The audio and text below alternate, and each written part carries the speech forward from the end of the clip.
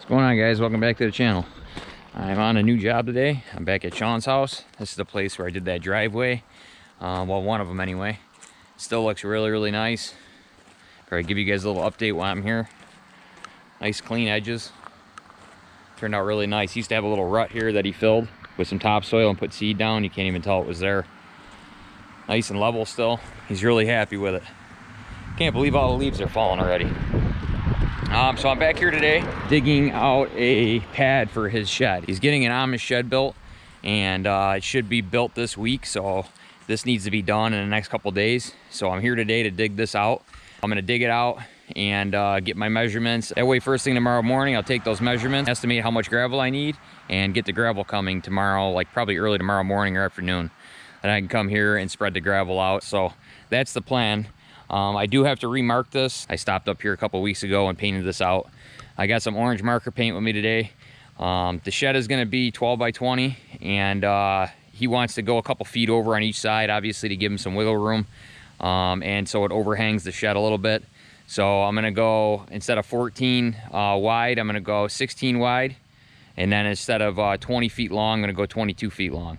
So 16 by 22. That's what I'm gonna be doing. I'm gonna mark this out. I'm gonna dig it out and level this off. It's low down and through here, and it's really high up and through here. So I'm gonna start digging at these high spots first and taking these down, and then we'll see how far I gotta take this down here. He says it ain't gotta be perfect, but he just wants a nice gravel base underneath. That way the wood doesn't rot and it doesn't maintain the moisture, and it's got a nice little pad. I'm also gonna put weed fabric down underneath the gravel before I lay the gravel down. This way he doesn't have weeds always coming up around the shed. And that's another reason we want to overhang it by a couple feet all the way around the shed. So I got the Kubota here with me. Got the new hydraulic top link installed. As you guys seen in the last video, seems to be working good. This is going to be my first real job since I installed the third function valve.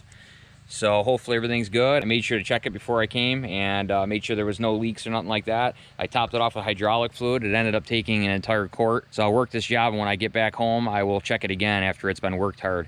But yeah. Everything works really good on it. So I'm really excited to eventually get, a grapple or something for the front of this, either a grapple or an auger. I know you guys aren't used to seeing this thing this clean. Figured I'd give it a good bath before I installed this third function. First time it's been washed all summer. All right, guys, let's get going on this.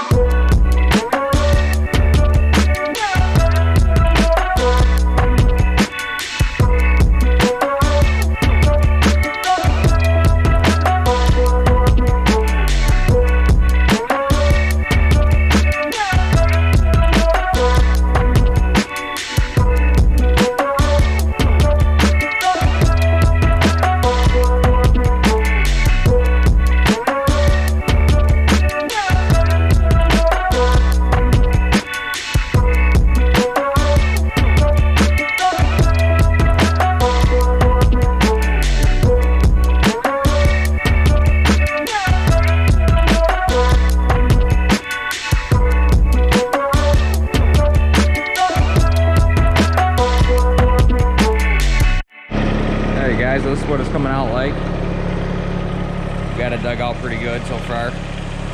See, it's still high here in the middle. There's a big hump right here. There was some roots in here. I hit this one here. So that always keeps the bucket bouncing up, and you can't dig at the depth that you want, but you know, eventually you get through it. But yeah, this is a big hump right here I need to knock out, but it's coming out pretty good. It's still a little bit sloped this way. As you guys knew in the beginning, this was the lower end, so I started at the higher end, knocked it down level with this end, and I dug this end out, and now this end is a little bit high again. So now I want to dig this end out a little bit more. You can see the big pile I got gathering over here. But yeah, I'll keep rolling at this, and we'll see what it turns out like.